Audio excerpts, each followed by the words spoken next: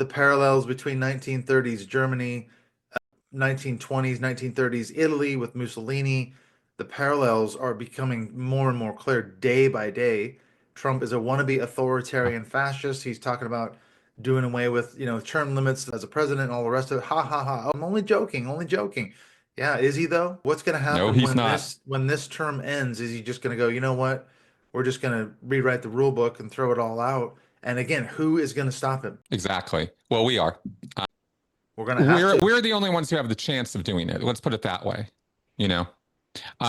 And when I say we, again, I mean organized activity, right? All of us getting together and doing it. And at the local level, that means taking out of power the representatives and congressmen who enable and empower all of this to happen. The men and women in Congress who are just letting this occur, voting for it to happen. I mean, my local congressional House representative, Gabe Evans, was the deciding vote. Well, I very much let his office know what was what, but that's only the beginning of the work I plan on doing here locally to make sure that Gabe Evans doesn't have a job in 2 years.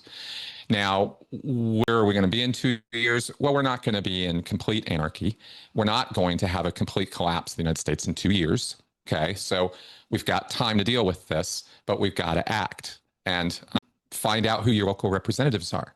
Find out who your congressmen are. Find out who your state and your local people are, because those are the people who are doing all of this.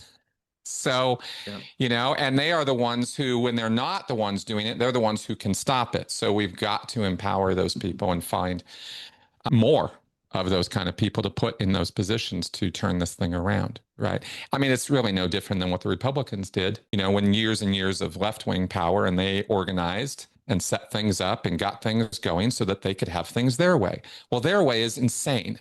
So if Yep. we're going to turn it around and not have a Christian fascist nation, then we've got to use the levers and tools of power we have available to us.